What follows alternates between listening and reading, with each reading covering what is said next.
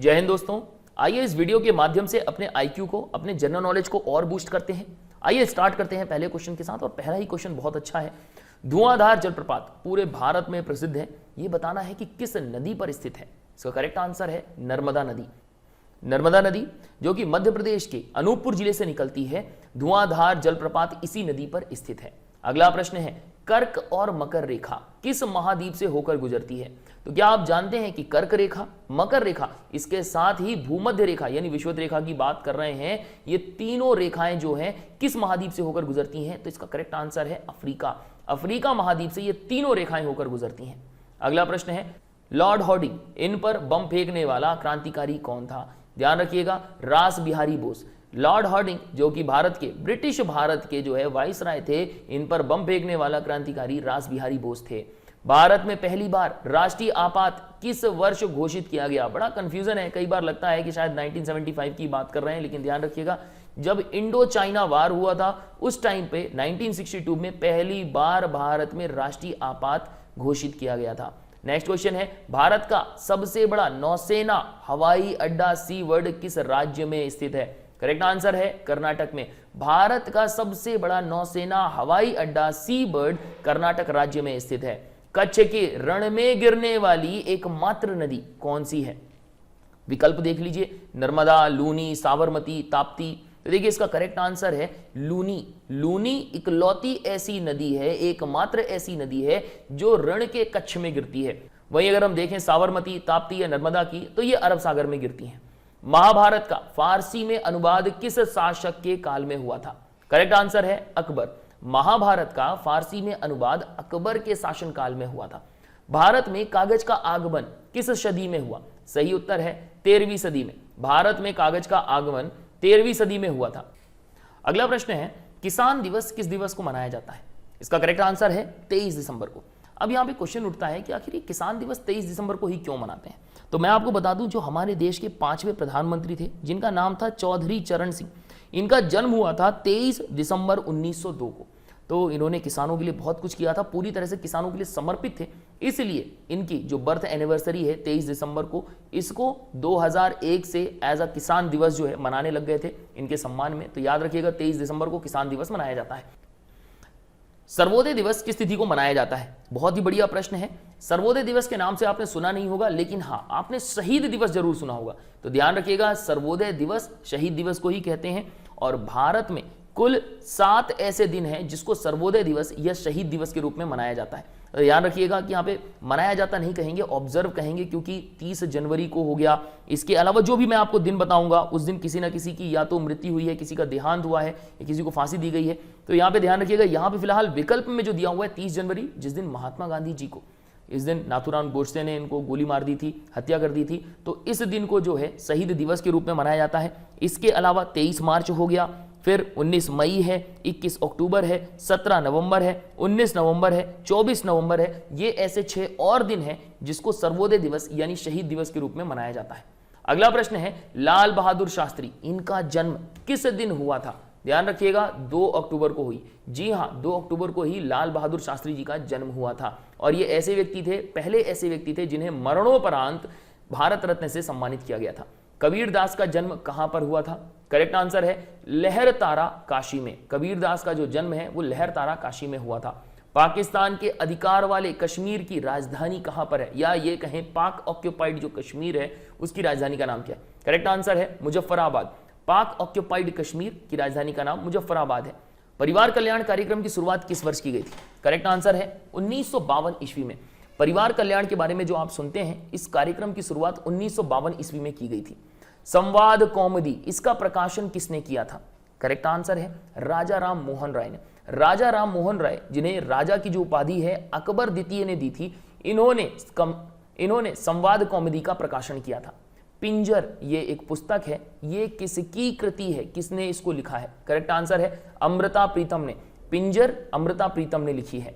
स्वतंत्र भारत में पहला रेल बजट कब पेश किया गया था? डेफिनेटली जब हमारा देश आजाद हो गया होगा तभी ये इसको पेश किया गया होगा।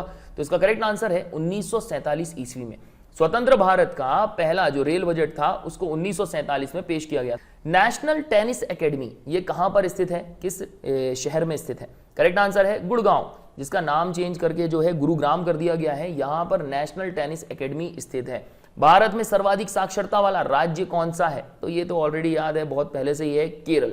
जी हाँ, भारत में सर्वाधिक साक्षरता दर जो है केरल में है।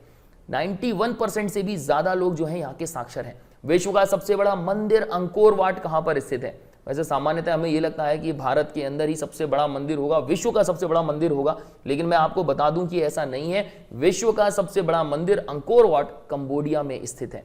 अगला प्रश्न है, किस वर्ष मैसूर का नाम बदलकर कर्नाटक रख दिया गया था? करेक्ट आंसर है 1973 ईस्वी में। 1973 में मैसूर का नाम बदलकर कर्नाटक, और वहीं जो मद्रास था उसका 1995 में नाम बदलकर चेन्नई कर दिया गया था। किस वर्ष असम की राजधानी शिलोंग से दिसपुर हो गई थी? करेक्ट आंसर है 1973 में। वर्ष 1973 में असम की राजधानी शिलोंग से बदलकर इसको दिसपुर कर दिया गया था। कारण यह था कि 1973 में ही जो है मेघालय जो है एक नया राज्य बनाया गया था। ऐसी कंडीशन में मेघालय की नई राजधानी जो शिलोंग बन गई थी, और जो शिलोंग था अब वो असम में रहा नहीं, तो ऐसी स्थिति में असम को एक नई राजधानी की आवश्यकता थी, तो इन्होंने दिसपुर को, जो कि गुवाहाटी से बहुत करीब है, असम की राजधानी बनाई थी। अच्छा, ध्यान रखिएगा, असम की जो राजधानी है दिसपुर, यहीं पर कामाख्या मंदिर भी है। भारत में किस राज्य की राजभाषा अंग्रेजी नहीं है? तो ऐसे बहुत से राज्य हैं जिनकी राजभाषा अंग्रेजी नहीं है, लेकिन फिलहाल यहाँ पे विकल्प दिए हैं। मेघालय, जी हाँ, इसकी राजभाषा अंग्रेजी है। नागालैंड, इसकी भी है। मिजोरम की भी है, लेकिन असम की नहीं है अंग्रेजी राजभाषा। अगला प्रश्न है, अंत्योदय कार्यक्रम, इसका शुभारंभ किस वर्ष किया गया था? करेक्ट आंसर है सन 2000 ईस्वी में। अंत्योदय कार्यक्रम का शुभारंभ ईयर 2000 में किया गया था। केंद्र सरकार ने किस वर्ष से सार्वजनिक स्थानों पर, जो भी पब्लिक एरिया है, वहां पर धूम्रपान निषेध किया था? तो सही आंसर है वर्ष 2008 से। वर्ष 2008 से केंद्र सरकार ने जो भी पब्लिक एरिया है, सार्वजनिक स्थानों पर धूम्रपान निषेध कर दिया था। यूनिसेफ दिवस किस दिन मनाया जाता है? करेक्ट आंसर है 11 दिसंबर को। यूनिसेफ दिवस 11 दिसंबर को मनाया जाता है। भारत में IAS की भर्ती के लिए प्रथम बार लिखित परीक्षा कब की गई थी? इसका करेक्ट आंसर है 1947 ईस्वी में। देखिए, यहाँ पे विकल्पों के हिसाब से हम चल रहे हैं, विकल्पों में 1947 दिया हुआ है सबसे पहले, तो यही इसका उत्तर होगा। भारत में IAS की भर्ती के लिए प्रथम बार लिखित परीक्षा जो है 1947 में हुई थी। राजीव गांधी की मृत्यु किस राज्य में हुई थी? इसका करेक्ट आंसर है तमिलनाडु में। राजीव गांधी की मृत्यु तमिलनाडु में हुई थी। अंतरिक्ष पर सबसे ज्यादा दिन तक रहने वाली महिला कौन है? इसका करेक्ट आंसर है पैगी विट्सन। देखिए, हम बात कर रहे हैं अंतरिक्ष में रहने वाली, सबसे लंबे समय तक रहने वाली महिला आज की डेट में। तो देखिए, आज 2022, अभी हम बात कर रहे हैं सितंबर की, तो सितंबर 2022 में सर्वाधिक लंबे समय तक रही हैं पैगी जी। और इसके बाद अगर हम बात करें कि कोई एक इंडिविजुअल सबसे ज्यादा टाइम तक रही हो, तो सबसे लंबे टाइम तक एक बार में जो गई हैं, तो वो क्रिस्टियाना कोच थी, जो लंबे समय तक, सबसे लंबे समय तक एक ही बार में अंतरिक्ष पर रही थी। और वहीं अगर हम बात करें कि भारत की ऐसी कोई भारतीय महिला, या हम कहें कि भारतीय मूल की कोई ऐसी महिला जो सबसे लंबे समय तक अंतरिक्ष में रही है, तो वो सुनीता विलियम्स है। रैमन मैग्सेसे पुरस्कार को किस वर्ष स्थापित किया गया था? करेक्ट आंसर है 1957 में। रैमन मैग्सेसे पुरस्कार को 1957 में स्थापित किया गया था। किस अभिनेत्री को सबसे पहले पद्मश्री से नवाजा गया था? तो इसका करेक्ट आंसर है नरगिस दत्त।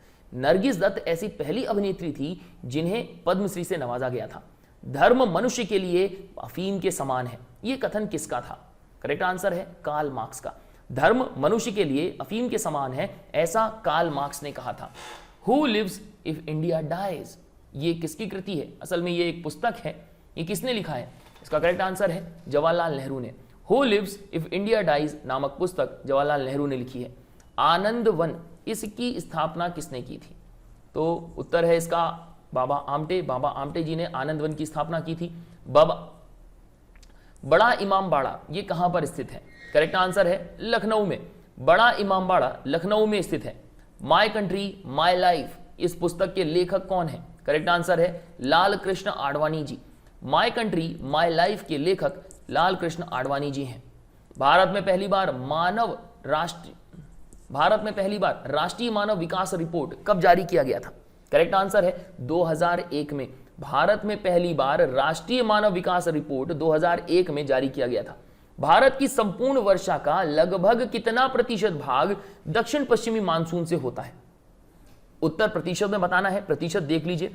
तो इसका जो सबसे ज्यादा प्रतिशत 75% दिखा रहा है, तो इसका सही उत्तर 75 ही होगा।